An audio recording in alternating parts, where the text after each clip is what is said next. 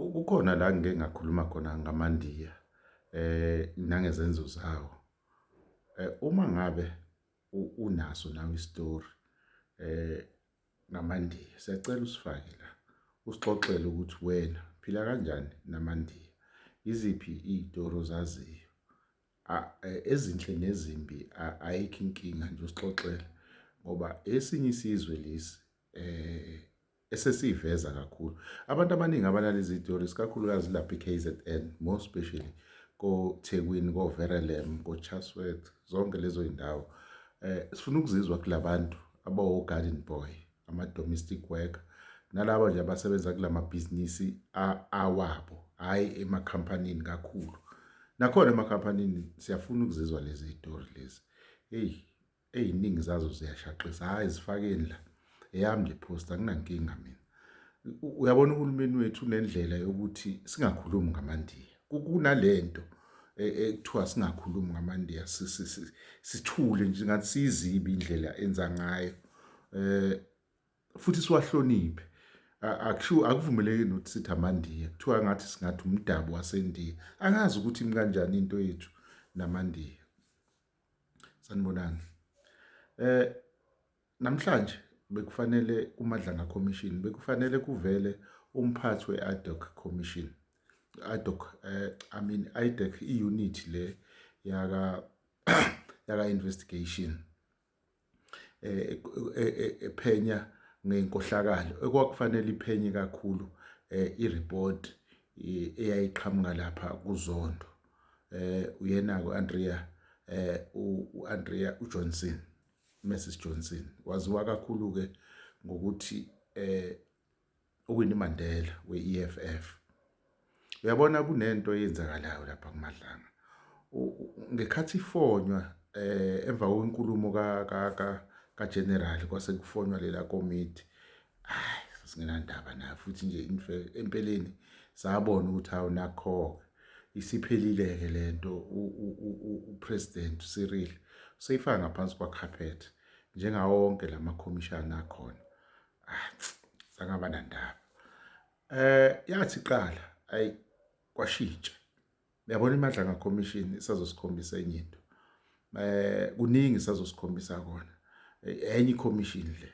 Laba abantu bayajaha bakufica. Uma ngabe futhi unenkinga wena obalekayo bengakafiki kuwena. Sekuneqembu nje elikhulu engingakhuluma ngalo likhabhali le yamaNdiya.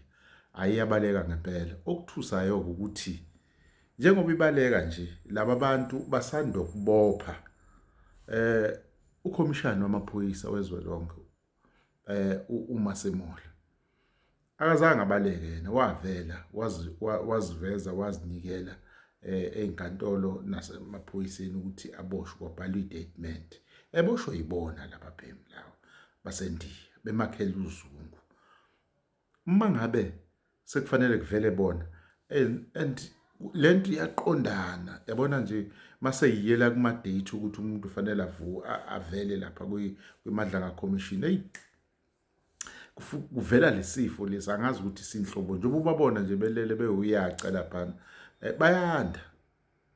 Sebebaningi bahlezi lapha esibhedlela bayasho ukuthi hayi no asiyilapho thina leya ndoda leyana izosifaka ngaphansi kwebridge. Siyazi ke uMbuyiseni nosesibalo ukuthi abawona umdlalo lapha kanje namo lead investigator ababo lapha. Awona umdlalo lo wenzeka laphana ungena uhambela phezulu uphuma umuyucu lapha. Kungaba inkinga ukuthi uMasemola aqhubeke abe naleli cala analo eboshwe abantu abanje. Yazi asikho isidingo sokuthi kulo khulunywa into eyiningi kufanele akhishwe nje kulela cala. Kuyacaca vele ukuthi hayi abanye abantu lapho kubuhlungu ke ngoba omunye umholi wenhlangano enkulu la eSouth Africa ngokuhlala nje naye uAndrea Johnson lo ubesesho ukuthi hayi indlela ayiyona akhuluma ngayo naphendula ngayo hayi uyafana noWinnie Mandela futhi ngokuphindwa phindiwe ukusho ukuthi uwina abaningi. Yazi leya nto musu uyibuka kahle iyinhlamba kuWinnie njengomunye umuntu owumzabalazo omkhulu eSouth Africa waze wahamba emhlabeni eyibambile iminyaka futhi ehlupheka kuleyo nto yakhe busumfanisa nesigebengu esifana nalesi yabona uthi futhi uphindwe kabili futhi ungaphansi kwalo ngokuhlala nje nawe 30 minutes okucaca ukuthi wena umazi ngale kwe-ad hoc committee asazike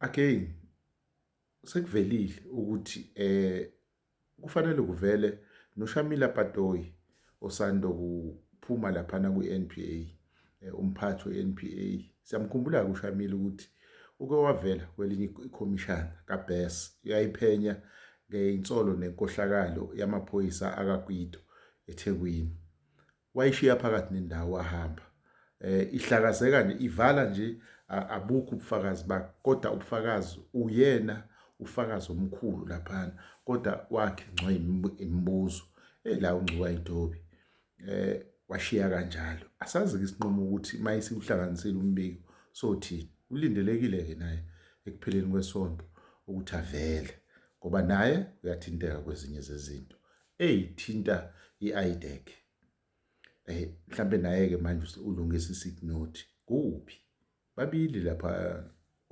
uMadlanga ithi ya next ngena ningakhohlwa nganza kwethu ukuyisharisha leli page lenhlokohlelo usherishe noma nabantu abawu10 ukuze likwazi ukufinyelela nabanye kwabantu siyabonga hlokohlela.